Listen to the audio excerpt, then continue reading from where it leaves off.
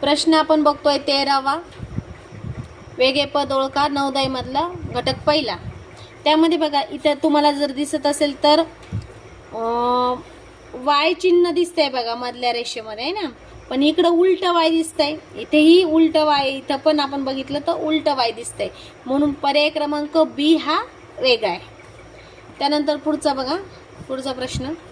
या त्रिकोणाची साखळी या त्रिकोणामध्ये गुंतलेली बघा, आणि ही ह्याच्यामध्ये गुंतलेली.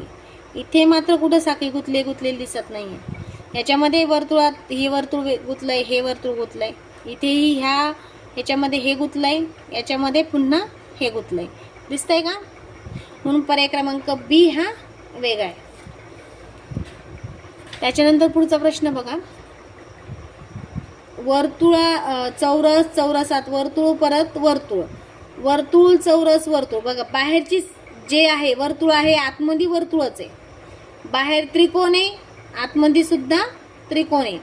बाहेर त्रिकोण आहे, आतमध्ये सुद्धा त्रिकोण आहे. मग इथं मात्र बाहेर चौरस आहे, मग आतमध्ये चौरस पाहिजे होते, परंतु तसं नाहीये, म्हणून पर्याय क्रमांक ए हा वेगळा आहे. त्यानंतरचा पुढचा प्रश्न बघूया आपण.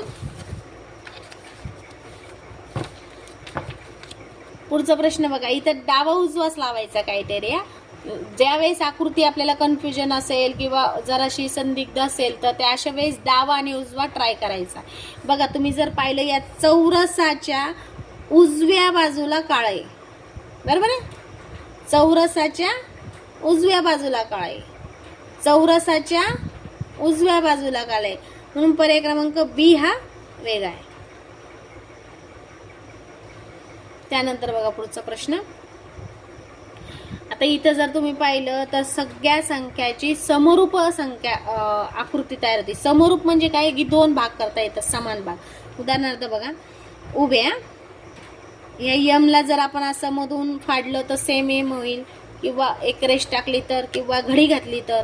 ए लाही होऊ शकतं, डी ला उभं होणार नाही बघा, आडवं होऊ शकतं पण उभं होणार नाही. तसं यशला उभंही समरूप भाग होतात, म्हणून डी हा पर्याय काय वेगळा आहे.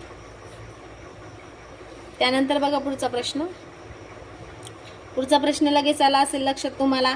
चौरस आहे, चौरसाच्या चारही टोकाला चौरस आहे. त्रिकोण आहे, त्रिकोणाच्या तीनही टोकाला त्रिकोण आहे.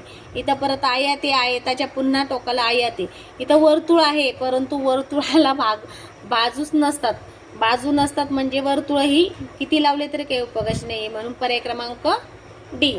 एकच बाजू असती वक्र बाजू, त्याच्यामुळे पर्याय क्रमांक डी. त्यानंतर पुढे बघूया. बघा A B C D E F G H I L J K असं नाही होत, जे के एल, म्हणून डी नंबरचा पर्याय हा वेगळा आहे. त्यानंतरची 10वी आकृती 20वी आकृती बघा. तर तुम्ही जर बघितलं असेल सगळ्या आकृत्या, तर हे जे शेवटचं बाजू आहे बघा, ही जी शेवटची बाजू आहे, इथं येणारी बाजू ही आत आहे बघा, ही आत आहे. इथं पण ही येणारी बाजू आत आहे, दिसती का तुम्हाला सगळ्यांना. परंतु ह्या ज्या बी मधली आकृती आहे यामध्ये ही मात्र बाजू बाहेर आहे बघा, म्हणून पर्याय क्रमांक बी हा वेगळा आहे. त्याच्यानंतर पुढचा प्रश्न बघूया आपण. पुढचा प्रश्न बघा. पुढचा प्रश्न जर बघितला तुमच्यात लगेच लक्षात येईल बघा. ही बांगडीची जी कोर आहे ती आतल्या बाजूला, इथं पण बांगडीची कोर ही आतल्या बाजूला आहे, इथं मात्र ती बाहेर आहे, इथं मात्र आतमध्ये, म्हणून पर्याय क्रमांक सी हा वेगळा आहे. त्याच्यानंतर बघूया पुढचा. पुढची आकृती जर बघितली आपण तर बघा, डोळे, हात, कान आणि ओठ. आता डोळे चेहऱ्यावरतीच असतात, कान हा चेहऱ्याचाच भाग आहे, ओठ पण चेहऱ्यावरतीच असतात म्हणजे वरच्या भागात असतात, हात मात्र धडाला जोडलेले असतात, म्हणून पर्याय क्रमांक बी हा वेगळा आहे, म्हणून पर्याय क्रमांक बी.